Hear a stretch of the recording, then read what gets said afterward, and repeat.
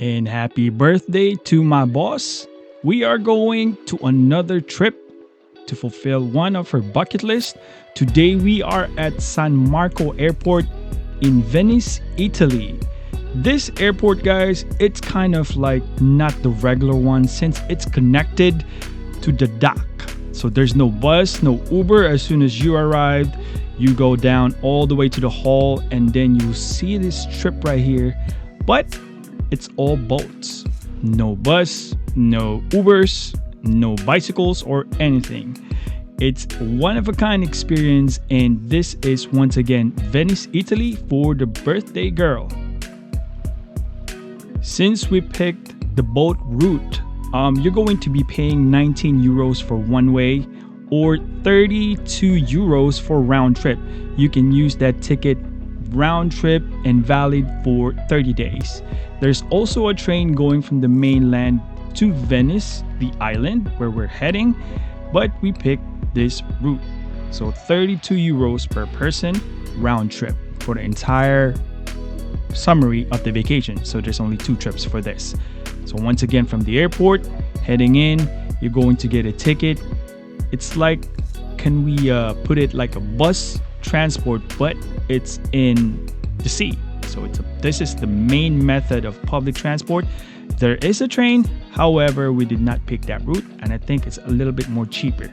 But to get the entire experience, this is where we picked, where as soon as you get your ticket, you're gonna get checked in. The bigger bags upstairs, the smaller carry-ons, you can put it with you or bring it with you, put it underneath your seat, or if there's a spare space in there, you can leave your luggage.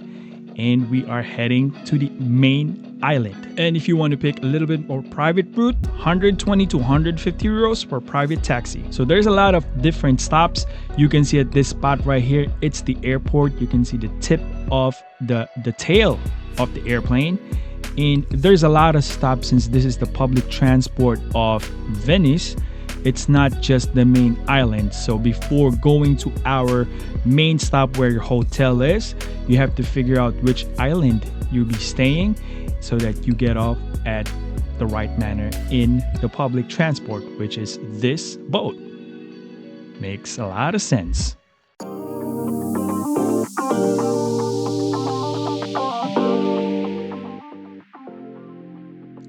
Once you determine where the port of your hotel is, you have to disembark. And the manner that you came into the island is the same manner you're getting off. So just be mindful about that because you're doing the same route when it's time to go home.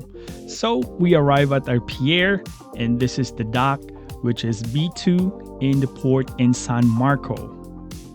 Arriving at Venice, it's cobblestone, guys. Look at this pavement. It's not asphalt. Oh yeah, it's cobblestone, but you get the point.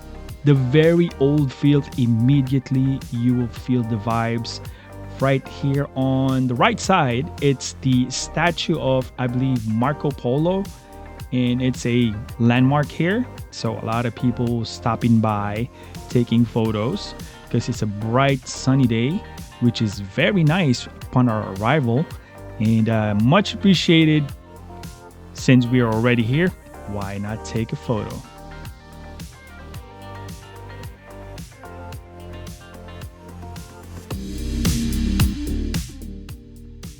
So at this point, I clocked it in around between 0.8 to 1 mile from our hotel going to the pier that we just landed to. And it's kind of important because, you're going back to it later on and it's going to be dark at night. But we are entering Doge Palace or Palazzo Ducale in Venice, Italy.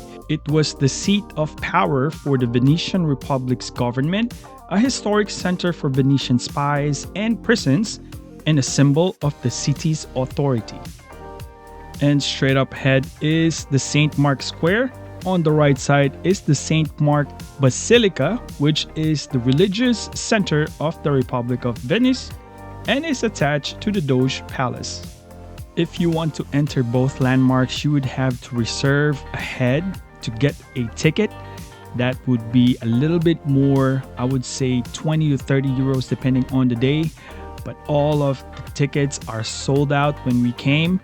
And yep, that's about it. But St. Mark's Square, as the main tourist attraction, as the largest square, is also one of the most biggest open spaces in Venice. A big contrast to the winding alleys and lanes within Venice, where you are hemmed in by the buildings most of the time. The square is located at the end of Grand Canal and is the home of Cafe Florian in Venice, which is 305 years old, marking it as one of the oldest cafe in the world. And we're gonna try their espresso and see what they got. And if you're into shopping, there's plenty of shops here, guys. So just so you know, they are euros. That is the currency Venice, Italy is using. And you are free to buy all of the goodies in here. There's plenty of high-end shops in the square.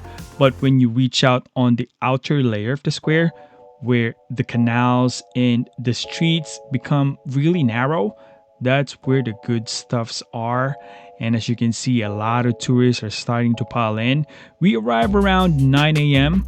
But since it's like the midweek, it's not a whole lot of people. But in the weekend, this place is packed. We're going to run soon. And we actually run at night. And it was still packed full of people in the Venice area. And we are about to head in our hotel. Everybody's hungry. And we are ready to chug. On the right corner, you can see there is gondola rides. It is offered all over the place. There are a lot of different stops you can pick. On the peak hours, you will be paying 110 euros, which is around 9 a.m. to like 12 or 4 p.m. But at night, it's going to be like 110. So it's much more expensive to ride a gondola at night. If you want to explore the city and see it in a different perspective, that is the way to go. There's a lot of bridge arch. You can see them all over the place. And it is time for us to chug pasta carbonara for the birthday girl. She is very hungry. Me and Beckett just catch up on Cafe Brasilia. That's where the first meal that we ate in Venice, Italy. And a little birthday present for our running girl. And she is quite like, what is hey, wait, what is this? Headphones. Our running headphones, open air headphones, so that she can hear while she runs in Venice or wherever she may be running. That way she can hear me yelling at her, hey, this way. A happy birthday for my love. Yo, we're in a beautiful Venice, Italy right now. And we're gonna try to see if we can run. The place here is very, there's a lot of people midday in the afternoon. But we're gonna try to hit tomorrow morning. And we are currently going to review the Adidas Duramo Speed 2. That's the gig right now. We're gonna try and run this. So far, we have traveled with it, airplane. We're gonna try to see if we can hit 3 or 5 miles tomorrow, and we'll see. Maddie just got some pistachios here, gelato, while Beckett is eating there in Burger King.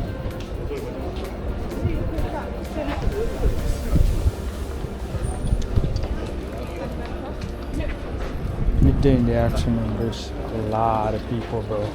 Like a lot.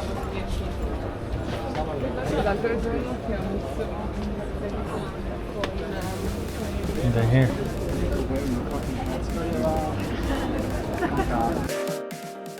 And after an 8-hour flight, we just finished our first meal. We are ready to explore the streets of Venice.